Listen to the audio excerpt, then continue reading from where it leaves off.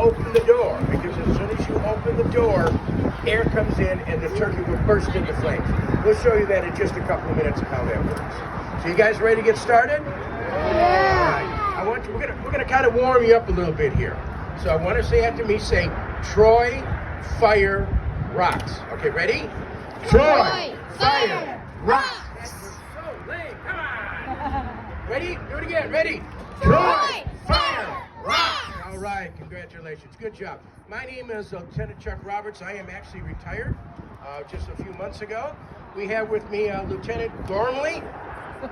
Okay, and we have Mr. Firefighter Joe Rossi and Firefighter Ali Taki, and then there's Firefighter Nick. Oh, that's Lieutenant Taki. Excuse me.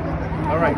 So what we're going to do here is now we are not going to take the time to use cooking oil to start a fire. So we're going to use a little bit of a mix of gasoline and diesel. And you're saying, "Oh, Chucky, that's cheating." Well, not really. How many of you have heard of something called biodiesel? Okay, what they do in the olden days, when Buffalo Wild Wings would be ready to change to oil in all their fryers, they just put it in a bucket and dump it in the dumpster. Well, now they actually retrieve that material and they process it, and they take that cooking oil and use it in specially designed diesel engines. Not so much in vehicles, but other applications as well. And again, it gets to a certain temperature, it will catch on fire. So here's what we're going to do first. Now, go ahead, let's light it up there. The first thing we're going to do is once we're going to let that cook for a minute, get it burn a little bit. So anyways, you smell something, or maybe the smoke detector goes off, and you walk into the kitchen and go like, "Ah, fire, fire." So what in the world are you going to do? There's a rhetorical question I will answer for you. Now, first of all, it's what do you think we should, how many do you think we should throw some water on it?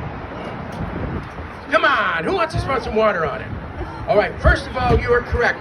Never do this unless it is October the 8th. But that's today. Okay, so here you go. We have Firefighter Ross who's going to put the fire out. Ready? And just slap it right on there. Oh, sorry. Whoa, that didn't do so good. What happens, that water gets in there, it gets hot, it expands and blows the oil up. Hey, what do you think about a fire extinguisher? Is this a fire extinguisher we go? Yeah, it'll do the job. Now, the good thing is, if you use a fire extinguisher, you want to stand back about 5 or 6 feet. Because if you get too anxious and stick it in the pot, let's see what happens.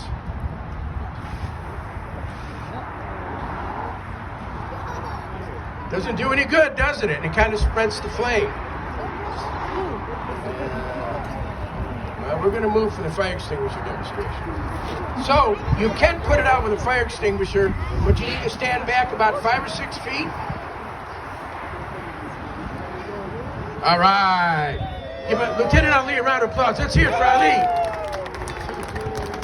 Okay, we're not going to do the fire extinguishers anymore until we decide where we're going to move it. Okay, now, Nick, let's light it up again. Now, what we recommend is that if you have a kitchen fire, and before I was in the fire service and saw how bad a kitchen fire could be, I mean, I had like pots and tops all over the place. The best way to put out a fire is to put a top on it. And all that does, you put the top on it, the oxygen burns away, you turn it off, and then call 911. Always give us a call. We don't mind coming over. It's not a big deal. So when you do this, who's got the pot?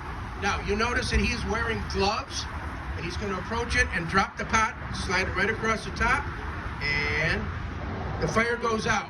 Pop it up real quick. Put it up real quick. Because there's no oxygen. If there was enough heat on there and the burner was still running, it would have reignited. So go ahead and put that on there. Now, there's no go over oxygen. and turn the heat off. Leave Fire the top breeze. on, and be more than happy to give us a call. We'd be more than happy to come by and check it out. So now, So what we're going to do now is we are going to simulate that we have an oven fire. Now, if you notice on your residential ovens that when you get the handle closed, it automatically closes. And if you notice around the door, you'll see that it's got kind of a soft, kind of a metallic-looking, cushy material.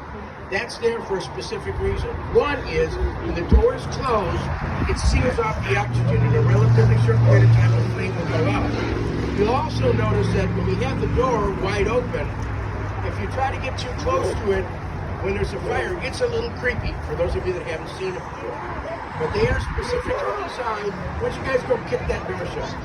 Let's give it a little boot. It'll close right up. That's a safety design. So we're going to go ahead and light it up.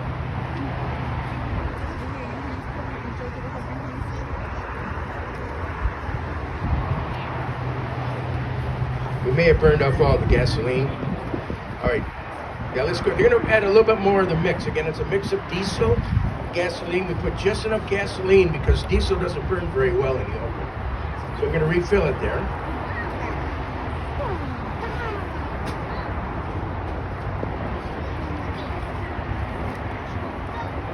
How many of you, is this your first time to an open house? Oh, right. Nice. You having fun so far? How about the donuts? They wouldn't let us eat any until everybody's gone. Any good? And the cider? Yeah. Good stuff. There we go. All right. So, you see that the turkey's smoking and you go, oh no, Aunt Bessie's not going to get turkey this year. And you're freaking out. So the thing to do, you're getting hot. We're going to let that heat up a minute because I'm going to try to do a reignition. And again, you can see that it's cooking pretty good. Now, you may have to buy a new oven, but your house will not burn down if you do this correctly. Okay, so you come in and you see that it's burning real quick. Do it. Kick it shut. As soon as you see the flames go out, open it back up. Now. See how it reignites? Because what's happening there, the oxygen was diminished, the fire went out, but there's enough reignition. It's gets you an auto ignition temperature. One more time. Oh. There we go. All right. Okay, let's give a round of applause for our crew here. All right. So, why don't we take the gas setup? What do you think, Rick? Over there? Yeah, sure. All right, we're going to move over there so that all that smoke will go off to I-75. Let it be there. We're going to I-75. Let it be their problem, right? All right. And so we're going to have everybody stand up here, or if you're sitting, do the same. And come over there by that mountain ash over there, which is a tree at the end of the cul-de-sac. We'll get set up there and we'll get started in a few minutes.